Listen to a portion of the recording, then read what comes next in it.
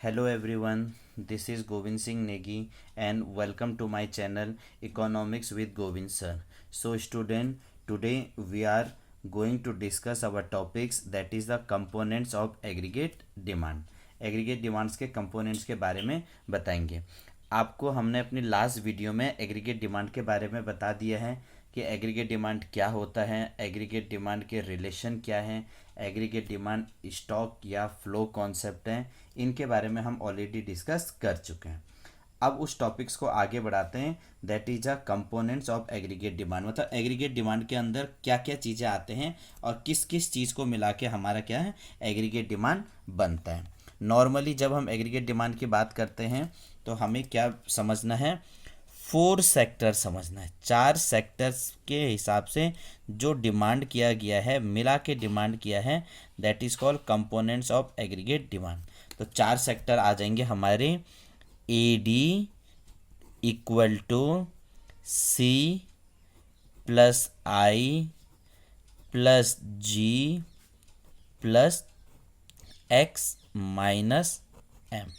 ये 4 सेक्टर को जब हम मिला देंगे तो इसे बोलेंगे aggregate demand of an economy bye 4 sector. अगर हम यही चीज़ें 3 सेक्टर की बात करेंगे, 3 सेक्टर में अगर हमें एग्रीगेट डिमांड्स पढ़ना है तो इसमें सिंपल से बात है, 3 सेक्टर की बात करेंगे तो टॉपिक्स बन जाएगा A D equal to C plus I plus G. 3 sector की बात करेंगे तो A D equal to C plus I plus G. और अगर हम 2 सेक्टर की बात करेंगे, अगर हम 2 सेक्टर्स की बात करते हैं तो 2 सेक्टर के अंदर हमारा टॉपिक्स आ जाएगा A D equal to C plus I. 2 sector की बात करेंगे तो A D equal to C plus I. थोड़ा सा याद रखना है, जो ये वाला है that is called open economy, that is called open economy, खुली अर्थव्यवस्था के नाम से। And both the 2 sector and 3 sector that is known as a closed economy. ये क्लोज्ड इकोनॉमी की बात करते हैं क्योंकि यहाँ पर एक्सपोर्ट और इंपोर्ट को दोनों को हमने ऐड नहीं कर रखा, इसलिए हमने इसे क्या बोला, क्लोज्ड इकोनॉमी की बात करते हैं। अब हम एक एक करके टॉपिक्स को आगे बढ़ाते हैं, डिस्कस वगैरह करते हैं कि ये क्या क्या होता है। तो हमारा फर्स्ट आता है that is private consumption expenditure. Private consumption expenditure, short में इसे क्या बोलेंगे, जो सी नाम लिखा हुआ है ना यहाँ पर, उसे प्राइवेट कंजप्शन एक्सपेंडिचर सी के से प्रेजेंट किया हुआ है। तो इसका मतलब क्या हो गया, टोटल एक्सपेंडिचर। क्या कह रहे हैं हम, total expenditure incurred by the house hold. जो भी खर्चा हाउस होल्ड सेक्टर के द्वारा किया जाता है या जो भी डिमांड हाउस होल्ड सेक्टर के द्वारा किया जा रहा है, एंड नॉन प्रॉफिट इंस्टीट्यूशन, ऐसी संस्था जो बिना प्रॉफिट के उस पर काम कर रही है, उनके द्वारा जो भी क्या किया जाता है, purchase of goods and services, purchase of goods and services in an economy during 1 year. ये तो आपको नॉर्मली पता है। जो खर्चा, जो एक्सपेंडिचर के द्वारा जो खर्चा किया जाता है एक साल में एक देश के अंदर, उसे क्या बोला हुआ है, प्राइवेट कंजप्शन एक्सपेंडिचर। यहाँ पर आपको याद रखना है, जो कंजप्शन एक्सपेंडिचर बोला हुआ है, जो क्या कह रहे हैं, कंजप्शन एक्सपेंडिचर का कैसा रिश्ता है, directly consumption expenditure is directly influenced by level of disposable income. ये चीज़ थोड़ा सा याद रखना, लेवल ऑफ डिस्पोजेबल इनकम। जो हमारी डिस्पोजेबल इनकम है उससे डायरेक्ट रिश्ता किसका है, कंजप्शन एक्सपेंडिचर का। अब डिस्पोजेबल इनकम का मतलब फिर यहीं पर कंफ्यूज वगैरह आ जाता है, पूछा जाता है व्हाट इज़ डिस्पोजेबल इनकम, तो आप इसे क्या बोलेंगे, income from all sources, income from all sources which are available, which are available, which are available to household, मतलब जो हाउस होल्ड का जो टोटली इनकम है, नेशनल इनकम है, जब हम इसे पढ़ते हैं तो इसे मिक्स्ड इनकम बोलते हैं। House hold for spending, for spending on consumption and saving, तो इसको हमने क्या बोल दिया, डिस्पोजेबल इनकम। तो अब आपको याद रखना है, therefore there is a positive relation, कैसा रिलेशन है, पॉजिटिव रिलेशनशिप बन रहा है किसका, इनकम का एंड कंजप्शन का। कैसा रिलेशन है, पॉजिटिव रिलेशन है। भैया जब लोगों का तनख्वाह बढ़ेगी, लोगों की इनकम बढ़ेगी, तो पीपल विल कंज्यूम मोर, ज़्यादा से ज़्यादा कंज्यूम करना चाहेंगे। और जैसे ही तनख्वाह कम हो जाएगी, यानी पैसा इनकम जैसे ही कम है, तो वो क्या करेंगे, कंजप्शन भी कम करना शुरू कर देंगे। तो हमने क्या बोला, there is a positive relationship between income and consumption. तो ओवरऑल हम बोलते हैं कि जो एक्सपेंडिचर, जो खर्चा हाउस होल्ड सेक्टर के द्वारा किया गया है इकोनॉमी पर, उसे हमने क्या बोला है, प्राइवेट कंजप्शन एक्सपेंडिचर बोल दिया है। सेकंड जो हम बात कर रहे हैं, that is a investment, that is a investment expenditure, investment expenditure.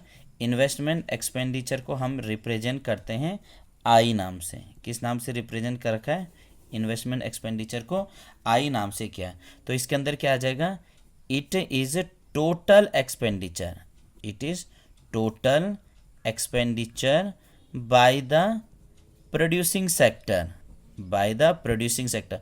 अब प्रोड्यूसिंग सेक्टर कौन है, जो चीज़ों का प्रोडक्शन कर रहा है। अब प्रोडक्शन का ये मतलब नहीं हो गया कि सिर्फ सरकारी करेंगे, प्रोड्यूसिंग सेक्टर इसके अंदर क्या आएंगे, प्राइवेट वाले सेक्टर भी आएंगे प्लस गवर्नमेंट वाले सेक्टर। हमारा मेन मतलब क्या है कि जो चीज़ों का क्या कर रहे हैं, प्रोडक्शन कर रहे हैं, producing sector for the investment, for the investment, for the investment on purchase of capital, for the investment on purchase of capital goods. जो भी प्रोडक्शन कर रहे हैं कैपिटल गुड्स पर, जो भी है हमारे, इसके अंदर प्लांट्स पर जो खर्चा किया जाएगा, इसके अंदर मशीनरी पर जो चीज़ खर्चा किया जाएगा, जो इन्वेस्टमेंट वगैरह किया जा रहा है, ये सब के सब को क्या बोलेंगे हम, इन्वेस्टमेंट एक्सपेंडिचर। अब यहाँ पर आपको याद रखना है, जो इन्वेस्टमेंट किया जाता है, जो हम इन्वेस्टमेंट कर रहे हैं, वो दो प्रकार से किया जा रहा है। एक को बोलते हैं induced investment, first one is called induced investment, first one is called induced investment and second one is called a autonomous investment, second one is a autonomous investment. जो हमारी नेक्स्ट वीडियो आएगी उसमें इसको बारे में आपको डीप से बता दिया जाएगा, ऑटोनॉमस इन्वेस्टमेंट क्या है और ऑटोनॉमस इन्वेस्टमेंट क्या है। तो जो इन्वेस्टमेंट किया जा रहा है, डिमांड किया जा रहा है, उन सबको हमने क्या बोला, इन्वेस्टमेंट एक्सपेंडिचर। अब आते हैं third one is, that is government expenditure. Third क्या बोल दिया हमने, गवर्नमेंट एक्सपेंडिचर। अब गवर्नमेंट एक्सपेंडिचर को रिप्रेजेंट किया जाता है जी से, that is government expenditure.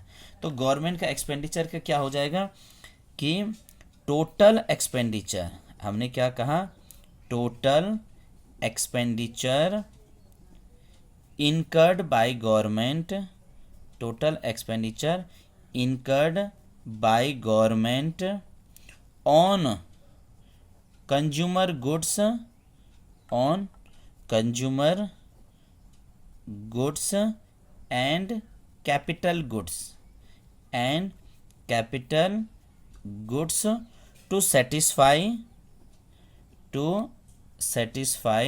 the common needs of the economy, to satisfy the common needs of the